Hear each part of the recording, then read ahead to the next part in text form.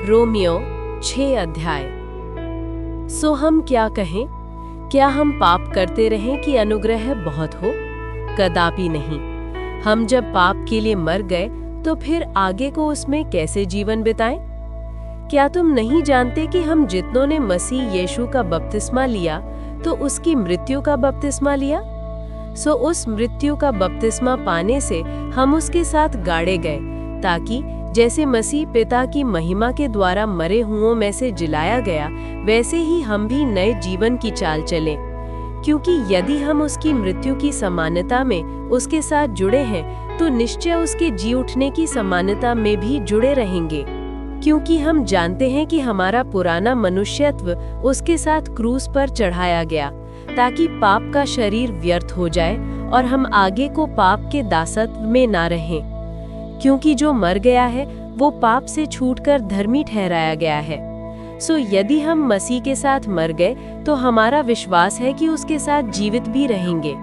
क्योंकि हम जानते हैं कि मसीह मरे हुओं में से जी उठकर फिर कभी नहीं मरेगा, उस पर मृत्यु की प्रभुता फिर नहीं होगी।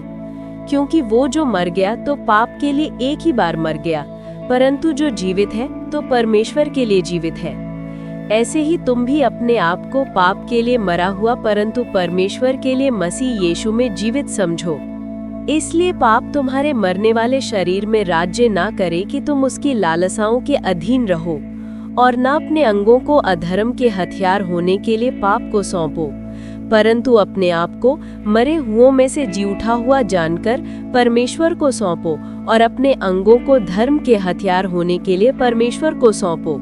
और तुम पर पाप की प्रभुता न होगी, क्योंकि तुम व्यवस्था के अधीन नहीं वरन अनुग्रह के अधीन हो। तो क्या हुआ?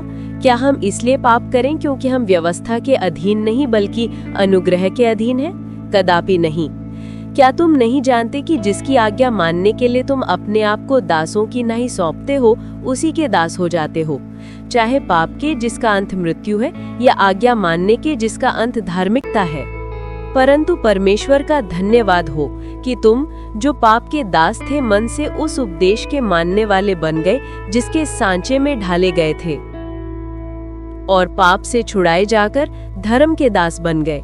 मैं तुम्हारी शारीरिक दुर्बलता के कारण मनुष्यों की रीति पर कहता हूँ, जैसे तुमने अपने अंगों को अशुद्धता और कुकर्म के दास बनाकर सौंपा था, वैसे ही अब अपने अंगों को पवित्रता के लिए धर्म के दास बनाकर सौंप दो।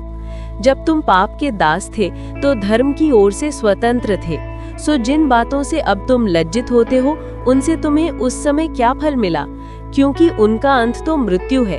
परंतु अब पाप से स्वतंत्र होकर और परमेश्वर के दास बनकर तुम्हें फल मिलता है, जिससे पवित्रता उत्पन्न होती है और उसका अंत अनंत जीवन है।